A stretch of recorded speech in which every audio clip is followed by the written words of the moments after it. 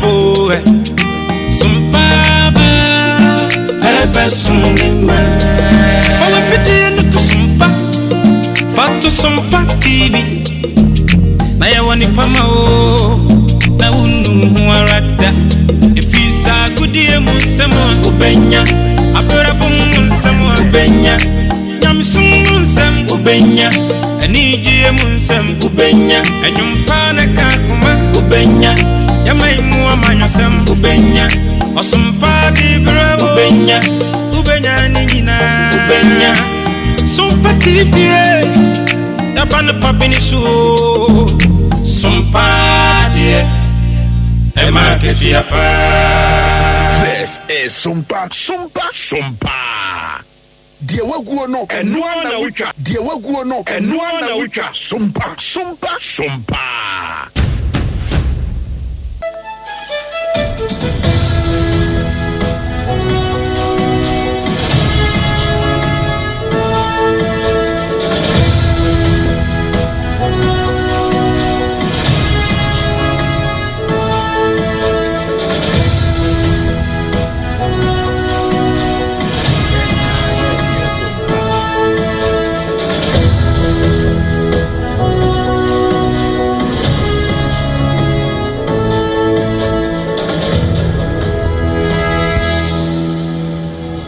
Anopano nsia enya abo kotonima aboso mene de atoso de dundanso enenne yugusoa edison papa no ene esom mo akirichiri ne abenche mu Sompa 106.5 FM enkran na nakojoje si no si abremu kase ebo ena ne braso no babia wo bia tamuchuku na yemfansam no ensomo adanse hu ne mapa na nakojoje si company limited woni na eton de odi hyase de odi bewie ne ebetimi ama wadam wasom adwo no na nakojoje si company limited na eton enti anya nwanwa se Central Steel for abona baso se wo free to adanse hu ne ma ehon techima na obia nso meto ade wo ho enwie nkonkonya asamoda anopai wono na aboya bombelete na yebesomwo eye secured ena eba wo nchen enam secure sanitary pad nti ene ahoteta mu a wasi wunyinta so nko ade na abu nsabosomi bia eno ena wose wodisiesie wo ho na aboa ama infection ahodo ama wo nchen eno achi ama wo nkomodie ayede wahemfie nso achi se amantajia no agi baabia wo Ghana ha na ye Ghana ha nso na ye no ne bo nso efo anopai ensam ni twa na ho firi Sompa fie 106.5 FM nkranya enam ne nuanom Sompa titru Kumasi Asante Mantemu Asante Maji atum Sompa 93.1 ehwe adabraka sabre kro na Asante Mamu ayiko 100.9 so oje e de ama Asante Man efiri ho a eduru bunu Mantemu ye Sompa 98.9 eno eyalaji be kwa na bro sanum night market ho wo mo so to apete ama hafofo nyina nya so mfa so eno achi no ye wo Sompa 101.3 edoma ahenkro sada ena ye wo Sompa 106.1 FM eno ye tachi my bro champion de edu akwa Sompa 90.7 ye nkuransa bono East Mantemu na wono nyina ebutu eto apete kofafra wano no ho a ato e Mantemu no eye Sompa 101.1 Takwa Mountain so Sompa 103.3 e watakrade Adamfo pa radio France abrochimam Paris watopete e mo bia nso nye so mfa so enemu ngoma no so no e Sompa 106.5 FM Accra Sompa 106.5 FM Accra wadwen kire won kanto so yehia wo ho e na YouTube ne Sompa FM live decoder no so okwa babia FM stations akese no wo no Sompa ye ginamu denden sa franka ehu papa no eno achi app ahodo no nyina so obo Sompa na wonsa kan yen anopai ensama asoa ye de toa no bi enese posi sadom na nyanipa ba nu pa achi aso e wato e Mantemu na wo mudwumadi a wo mudi ni se wo mo ye galanse task force aban na yi wo mo se wo no boa ene emra e de wo mo chew abedweku a womo ehwa pomuden eso wo mraseredwam atu na mo bi akopie mu ewo miaya hodo bi ye heba nure bi na ensem a womo de atu dwane ye de mu nchirimu ebrem adwumayefo ase de be na womo daache ebe ye nika na wo nkokurakura hwirehwire wone wadwuma wura ne mo ntam sene tepe nimpa akasa e de afa ho Ora obi amoa ene de atu dwase brewie duru se Ghana yebetimi ama niema mu ago se de be ya wo mu a wo mu hia mmra echichire oman no wo mu de aka wo mu abra ho no wo mu ehye na yetu sa na mo no emfoni bi ne na momonten ewa akwatia ne na afa se wo ba kunani a na ne kunu ne yewura NS yakumi wono na eba abegina wosona na mu na sonoma e de atu dwase no kure bi anim ensem ni bi eka ho ena anope yedi ni nyina eso mo se ye kase ebo a edi kan midin di adwoa asare anope mene triple A man ejapia APAM DADAA benkwansa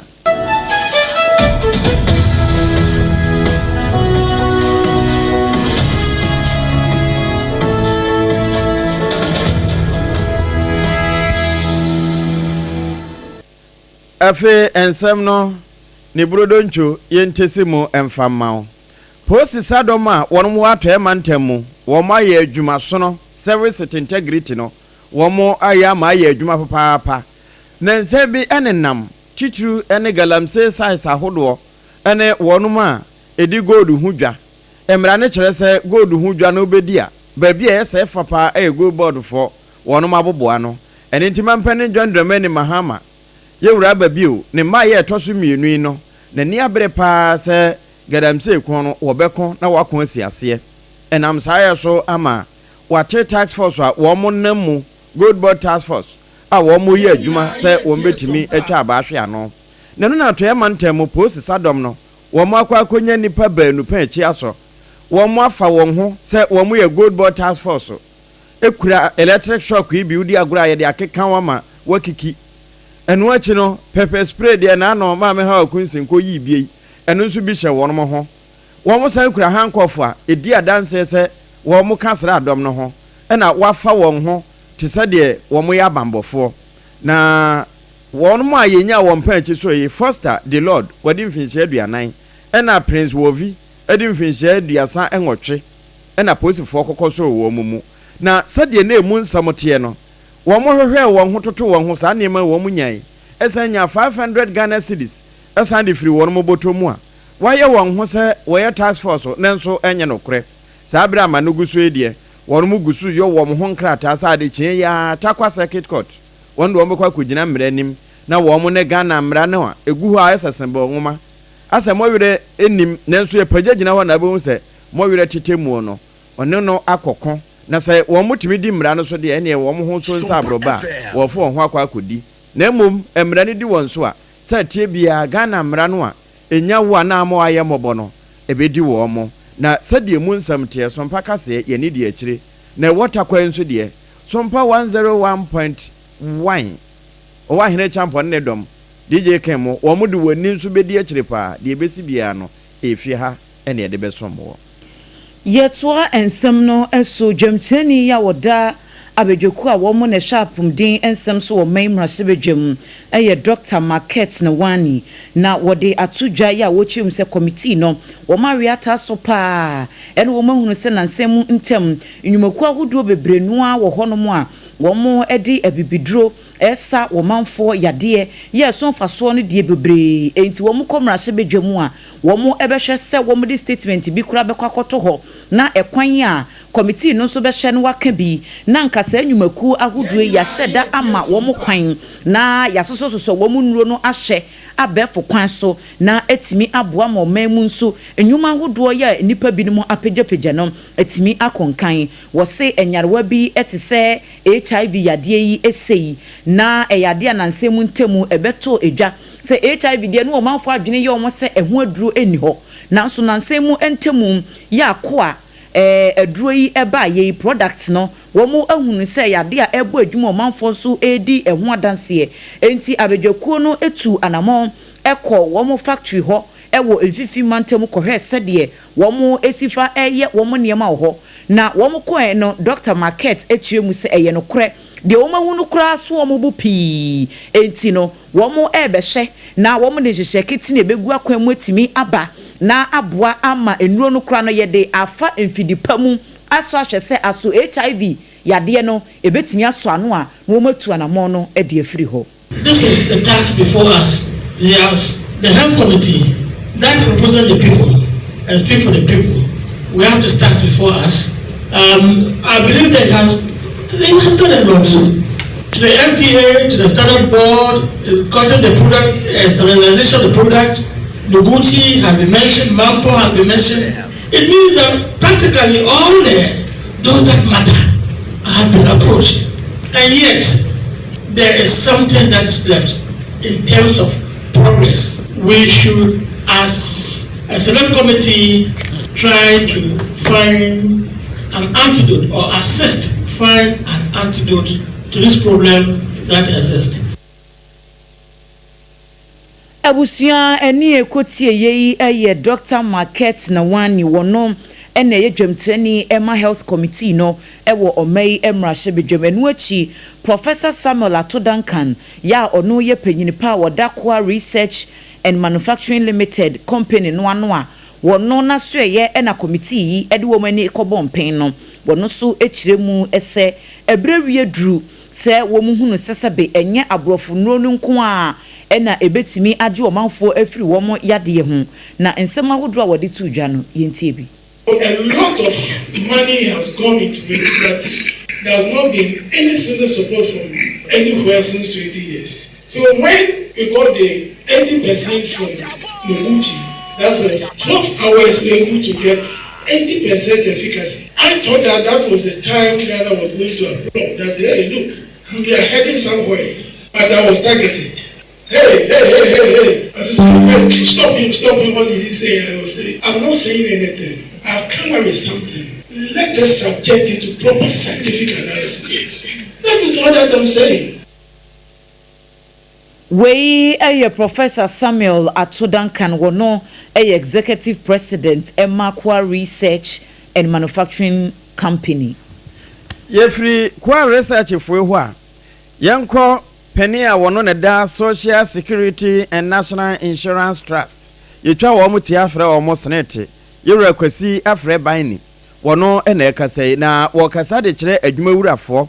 ena efe adwumayefo se wone wadwumayefo no enkambo mo pa sa de beyo na bosumi bia ntente ho nkakrakra wono mo tete efiri wo makatua so na adwumawura nso de bia so ato sa de beyo na da akyan kwama bia no oduru nkakora bom na wadi mfinhia du osia de kura wakwa ahomeje mu no ubenya bibi ede wo ho akwa twere no breku a wo kwa akotena fie na wadwendwene wo ho na eno ena yewura afre ban ede to so se enya duru ne ti hasabi ayesa hwenemunwi se beyo na dumeni bepene amaya te no de akwa akoto na adwuma wura nso ede bibe soso no na ada ne boachi bidin na wobesra ada se saafo enyina enkamom esanse benu suma ena emua eba ne sanso a daache no wonum nkokurakura hwirehwire na ebe ya akono eno entina senete wo ho na abiribia wo bodawuro na mom enye se bia obisika na wo mope ede awasa won siremu entira. How come when somebody goes for his or her PF, they get some lump sum payments that are significant, that is satisfying to them? How come people will say Senate is not paying enough, but for that one they are comfortable? And you hit me right on the head. When you have a system that caters for you as an insurance scheme, it's slightly different. But in doing so as well, I'm happy to say that SNET gives some of the best payments globally in terms of the percentage that we assure for the Ghanaian worker. For SNET, you can actually, if you meet all the various criteria, you can be assured of about 60% of the basic fees that you used to get based on the average computations that we do. That's one of the highest globally. Yewra kwasi afre ban wono ene director general edema senate adwumakuo no wono ene ne sompanse ntwerofo ebonkomoyi yet also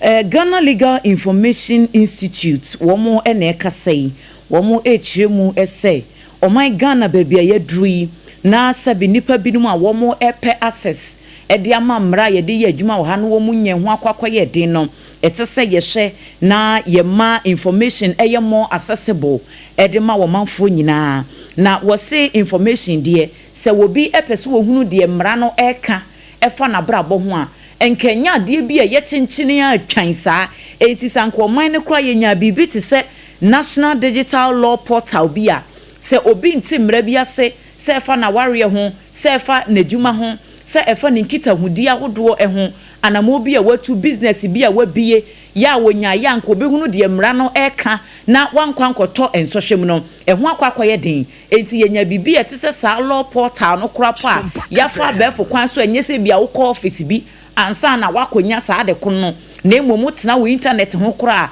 ye benya portal bia wo bia wo betimi nya access to information bia wo pa anke no ebetimi aboa pa na eye workshops runku bia empenifo ede hyehyɛ so no na founder ya oda Ghana Legal Information Institute ano ora osai bonsu amoa ede sa ensemi ekotudwa. All these institutions are aimed at making the law accessible free of charge to the average person.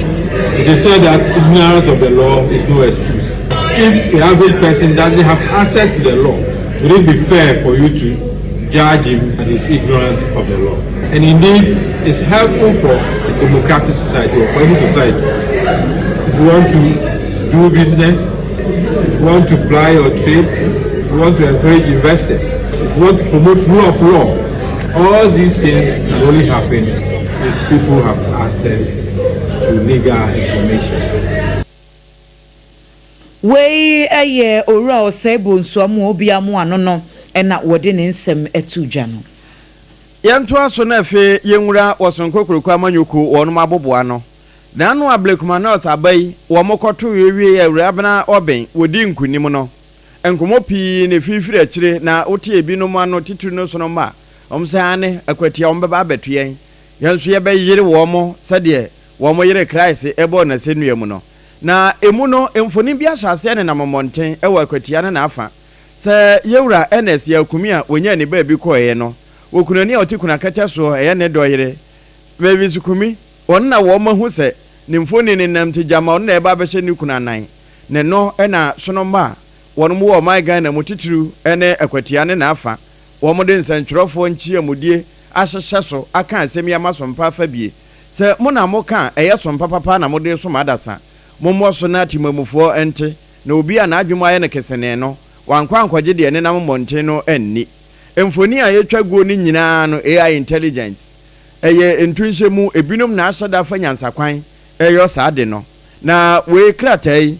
pani a won etua amanyoko na no ewo akwatia fa ho yewura Jeff kunadu ado won na de ne nsa ehye ase na ni nyina achi no wodan ma atwerotwerofo a wo amanyoko num yewura kofio se yagei se wono nkokenkan enkyera mansan na sompa nso mfa bi ema na tiefo na sade secretary NPP akwatia kofio se yagei di tudwa ne bi nie metime gina wa figure so aka pain esisudua se ye okunafo no onka ba ongina baby anka se niki se obesini kuna na ye nipa bonefu bi na omu searchre ana omu ma okunafo no entrance nsumi kunu anka asemsi esia ke abotre ne akumapa and they resolve this issue. You see obi betime gina ase it has been a precedent for some time now of Dango West MP nikunu ye ne yere ni besi na name o hwe ayawaso the late Boache Chemanteja Kofimu, the Nere Lydia Lassa Messina name na Ophelia Infantimai, Nikunu Yeno, the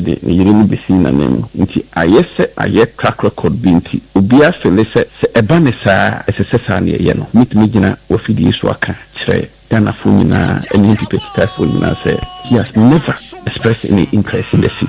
Inti obia ohun sa flyer ne bia no eyenkofu bi ane searchre no mkoye sade no roba ne de ni interest bia akotia constituency eno eya chochofo edema wosona manyoku no ewa akwatua yewura kofi eje osei ena ekyerechire mu se uhu se mfoni bi ne namsa no kure bi ne onse bi asipendie nenso eno nkyere se ya mamra eda ho anka yewura dwonkuma firi mu no wo mo de ne yere ena ebehye ho nti so ohu mfoni bi so oba kunani no ni mfoni ne namwa eyo binom na asada epese yeyira mo adwene ntira emfiri so no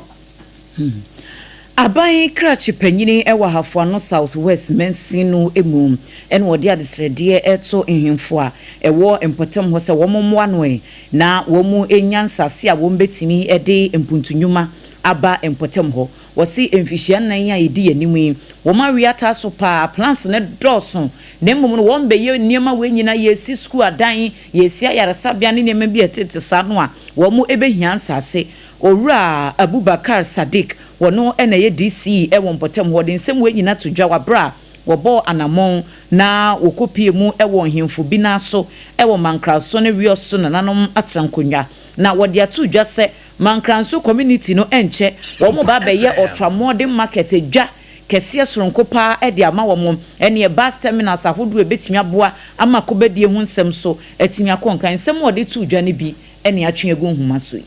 nti ɛna me gyina ha yi so na mesre ɔhwɛ mpuntuo no so mampeni de ba ɛya na ade ba ko a esi kwan kakra ɛyɛ nsasesɛm ɔs yenim sɛ assembly yɛni asase no yɛ ayemfodia mmramu no asase ɛyɛ ayemfodia sɛ ɔmampeni anase bi a DC pɛso yɛ bibi kwa na nam amɔ asase a untimi yɛ dɛ untimi ɛnyɛ ti mesre ade sɛ de ba ko a mede to na nemu anim no sɛ mesre sɛ yɛn sase no ebi a yɛde ade bɛtum anim sɛ ebi a ɔmampeni pɛ sɛ yɛ ade we ɛwɔ hanoma na matimi aboae na yɛsɛ satimi aka asase ɛna amagina yɛgyina ha so deɛ me ɛmmaɛ ɛnkɔ ɛnsa amma nokorɛ ɔmampeni hyehyɛ mu no ne common fan ɔde baeɛ no ɔyɛ sɛ hyehyɛmu ɔkyerɛ ne yɛmfa sika no yɛ dɛ Eni ekotie ye ayonunyanfo Abubakar Sadiq wono na ADC ewa Hafuano Southwest enu achi na nakwesi duro ya wono eye kontihene ewa mankranso na nanom atrankonyanso ede ensem kakra bi episo Yes, young person, I didn't do. Here in Abubakar, or you are crying in Dada. Then to a bomuno. Now, no Becca, or Sissing, a me bombing a mina Kunyana, Mayor Mancrancy. Yes, our tongue, the woman Krunian in fear. And this said, what on woman Krumani, the another grand generation, Kunya Iron, botanic. And never Tantan Kosukuma, me can't any say, and maybe you. Kaya Konya Bohum. I tell you, Boone say, or Ma, a summon of Becana in Giano, on Fanny Trasa. Fano din and the me pesa me catch and say so the biton or small or money 1920 na asase some no kayen e fagano kayo 2 weeks ya ke be su 2 weeks wei eye nana kwesi duro wono ena ye kontihene ewo mankranso na no atrankonwa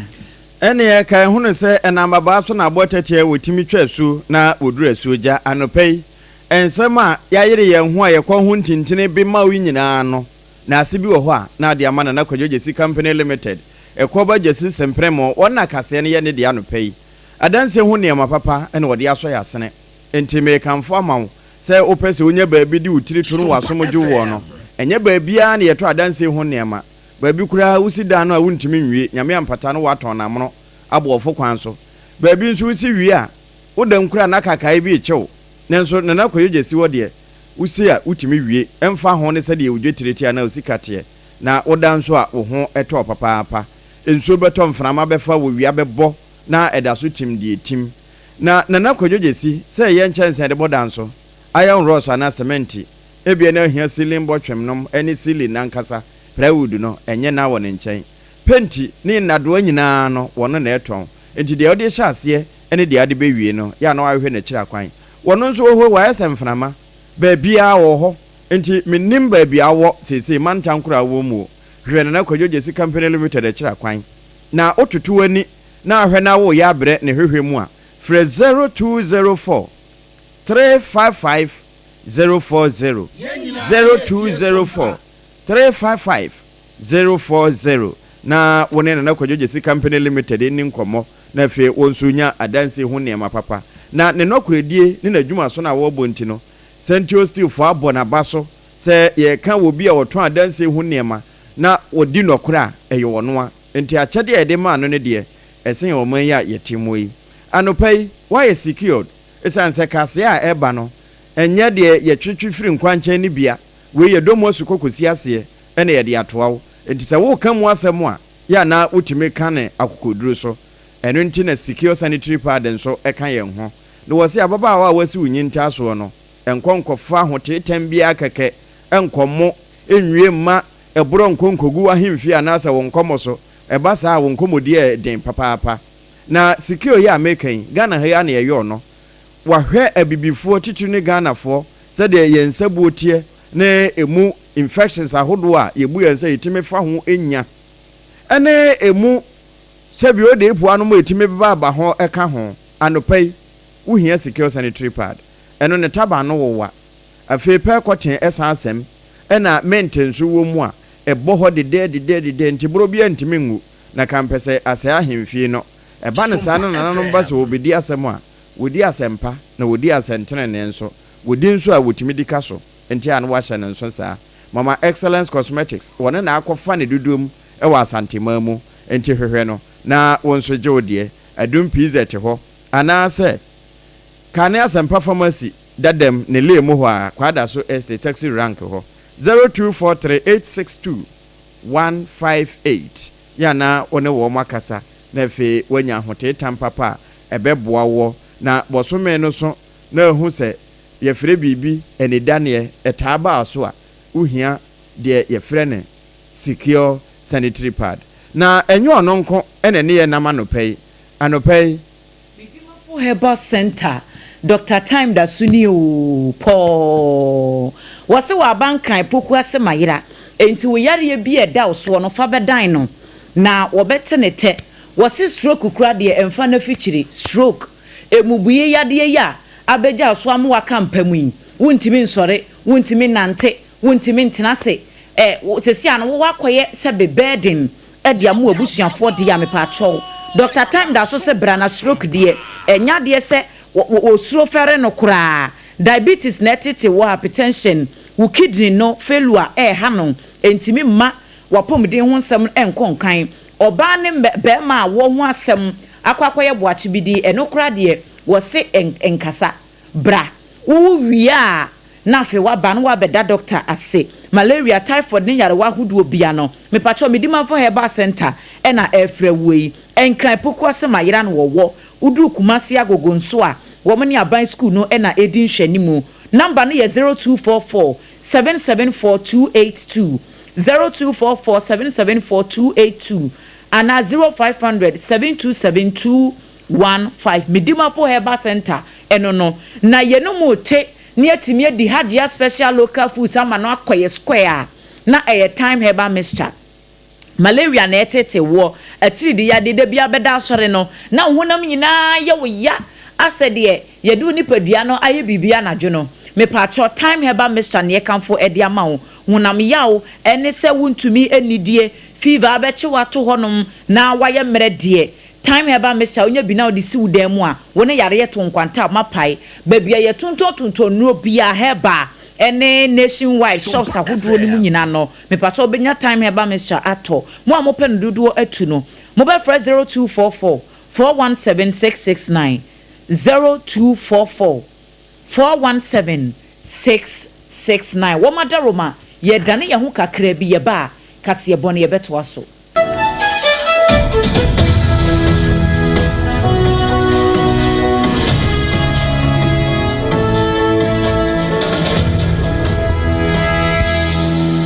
Munde dinam se menya foreign call. Hello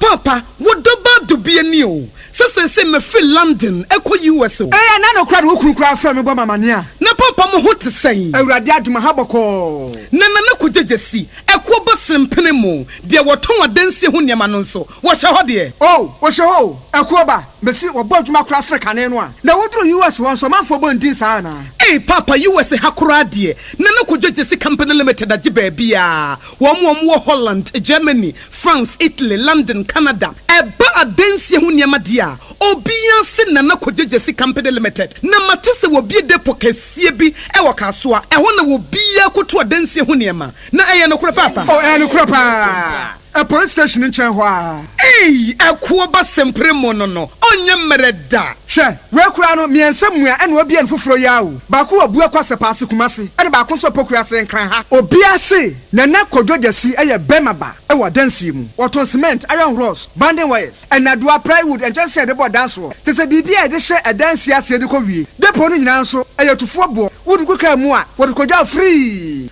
Akra wuyi kaswa depo eni pokrasi de no kra to nchen ya wo sa wo bu akoteman Tantra Hill Iron City amanfrom wasan bie depo kɛseɛ so ɛwɔ Kɔhyiman Kumasi Sapase depo no kora da nkyɛn a ebi so wɔ Magazine Road head office no wabie depo kɛseɛ so ɛwɔ Dadeɛ Ntam edwi so Accra Road Femeswa opposite Alhaji Salia Ampaba Meboshen Tano so Breman ɛna manfrom numbers of manfo de frɛ ɛyɛ 0244 313 752 and 0244 41 93 Nana Kojejesi Company Limited. Kuwa basimprimo no. Ewra, me pacho bra na me hwa de wo bag yi. Bra, aden, ena nso biem. Time heba me hye ya me ka se yi ba akun, ani wo yi me ensen. Bra, sanya time heba me hya, esia gyimi ni me fiefo enya de abako ebeso yen. We de udi se ofa ni nyina. Time heba me hya, me ka se me di one dance ya heaven ena de me kwa akopie. Enti se malaria, we draw ne time heba mixture. Enye enunku o, de nanum ato a wontimi ani die no. Time heba mixture duro no ena ye ma wo. Oba a wafa afuro de wo ma akoda no fo. Any akwada woni mfie dumienu entimi num aduro yi bi se obeto aduro yi bi anoma hwe se wako hospital anase lab ameye hu se wo atridie malaria yi bi ansa se opeta meba misha enu dudu atu a fo ani kire KNG Herbal Center ewo Emrom Abidjan House ana ba ko so wo atonsu Monaco Junction enu echi obenya bi atowo over the counter medicine sellers any herbal shop dodo na emu Fre 0244 417669 Kayo set time no TIME time herbal mixture afi malaria fever bi adani ziba ewo munu betu akọ FDA agi adwade nkratoa yi atu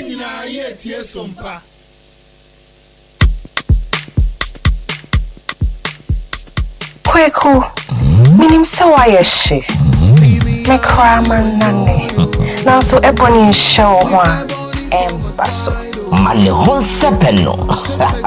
Ebony condoms comes in different flavors and available in all pharmacies, chemical shops, over-the-counter shops, and pubs. For bulk purchases, contact 055-230-0075. Ebony condoms, Ghana's most pleasurable condoms. Make it worth it. We got peppermint, strawberry,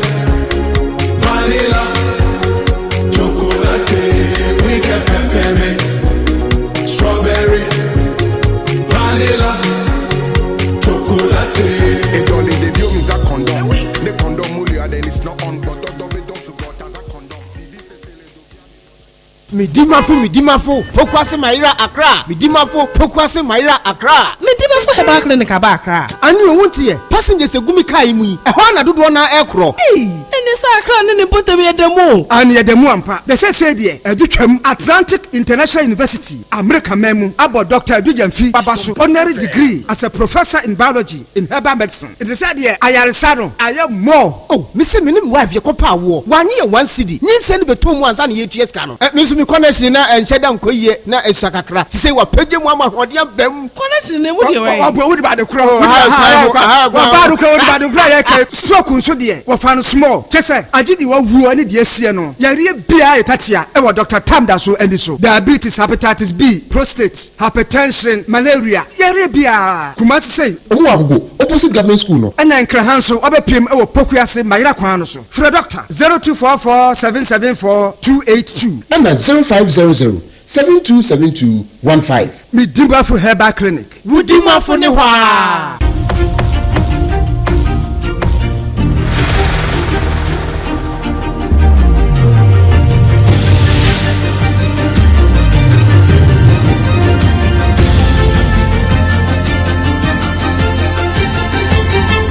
Sompa TV Emma Aketuapa. Asam no an wakano Sompa TV ene ne FM ema katua papa ampa na utie bi nso a onso nya katua pa ne bi ma yenko wie kase no ewa amanone na US mansoafo ambassador is awo Israel Mike Hukabi ena anopei watete bi dia ba bonten na ne nsem odi atodwa ne se Westland ho anasa West Bank ho awere ho sem bi si pa bi bi atwamanche bia abamu abi a wadi mfinhia duo no ai ne se Musalet se fola wuti nananum wonse do na nye wono nko wone na afo bi ana wo mo ho egoro sa abre no na se wo US ni ba Florida ene wo firi nanso bra abrahosam ni siye no kama yɛsɛ Israel ne Gaza ntokwa yɛ mu na wɔn kɔgye binom kra afiri wɔn nsɛm a na America ne ba wɔka ho na saa asɛmi atwetwe aso paa ma eje egu America fo kyem no enya asam ketwa ɛwɔ abamu ano ne wuo ho ɛnam saa yɛ so ɛma US ambassador to Israel ɛna wɔkasa sɛ wɔsɛ nhwehwɛmu mapa etimi ɛyɛ adwuma ɛwɔ abamu ano ne wuo ɛho na ɛno ɛna nam so ama timamufoɔ bi nso ɛkasa titru ɛne amanyoko a wɔn so America mamu hɔ a democratfoɔ no wɔn mo ɛwɔ position sese ɛkyɛ sɛ no kwasɛm ni edu baabi a na ɛkama yɛ sɛ wɔn dwumadie na yɛ sɛ deɛ samansama ne tamfo nsuom sɛ anka ne dan deɛ ohun ne sɛ kwan ne tene nanso ɛkɔfa ne mfikyiri a na afei wɔtwa akyea no enti saa yɛwura yɛ a wɔn kasa muka bi no sɛdeɛ wɔsi di ne dwuma no asɛ wɔtwa ntwankyea wɔn sei no wɔyɛ wɔbɛsɛ evangelical ni nanso sɛdeɛ ne Kristo som no teɛ no yɛ na ɛtwetwe aso paa na wɔka ɛde akyerɛ no sɛ kwan a wɔfa so edi ne dwuma bi no kama yɛ sɛ amfani fie a n'ani nkɔ ho na mmom ɛkɔ ne fie a na yɛ na n'ani bere paa ɛma ne kɔ ho nyinaa twetwe ntini ɛde ɛkasa ho nanso ne nyinaa mu no wɔn mo de ato dwa sɛ sɛdeɛ yɛɔyɛ na saa nuanom ɛnkwa firi wɔn nsa deɛ nam so pɔtee yɛ ma sɛ fola musalete nso ne deɛ ɛbaa mu bie no wɔn mo hwehwɛ mu nkosi aseɛ na daakye a ɛni akyire nsɛmi yɛbɛdi akyire paa na deɛ bɛtɔ dwa nyinaa yɛde asɔm na anɔpɛ na kwadwogye si company limited kaseɛ no ɛha ɛne yɛdi si ABF na afidie no wasɔ Sompa 106.5 FM Accra yɛ nam yɛn korabata ahodo ɛwɔ man yi mu deɛ yɛde som mu no deɛ di mu akotene a yɛde to bi ne sɛ posi sadom ɛwɔ atɔ ɛma ntam mu wɔn nya nipa baanu bi pɛn akyi aso wɔn ayɛ wɔn ho dua buruni sɛ Gold Ball Task Force wɔka ho enso san ɛnyɛ no korɛ abedweku a wɔn hyɛ apɔmuden so wɔ maimra sɛ bedwam de ato dwa sɛ wɔn bɛhyɛ aboa sɛ deɛ bɛyɛ a heba enura ahodoɔ binom ebetimi aboa tu ɔmanfo yɛ ade ase no wɔn ɛbɛbɔ ho dawuru senate penim pan so de ato dwa sɛ yɛtew senate agogo ho ne yɛntew adwumahurafoɔ nso ɛmfa bi nso so na wɔn ntua sɛ de bɛyɛ na uduru wɔn kɔkorabo mu a wɔmmerɛ ahafo ano south west aban anamusini ɛne wɔde adesɛdeɛ to himfo anim sɛ wɔn mmoa enyan sase ne mu dodoɔ no sɛ de bɛyɛ a wɔn betimi de ayɛ mpuntu nnwuma saa namfoni bi ne nam ɛwɔ akwatia sɛ yɛwura ɛnɛsia kumi ne yere na ɛba bɛgyina so na nan mu wɔsono mma de asɛm abɛto abɔnten sɛ nokure bi anim nti hu a bɔtugu na ebi ka ho ɛna no pɛ yi yɛde ne nyinaa ɛsom mu a time herbal mixture enso ɛsɔ yasene bi ɛna afei medimafo herbal center akenkanfoɔ anopɛ medin ɛde adwoa asare mene triple A man Ejapia APAM DADAA yɛkwa samba sesi a ne yɛde Ghana Today ato aso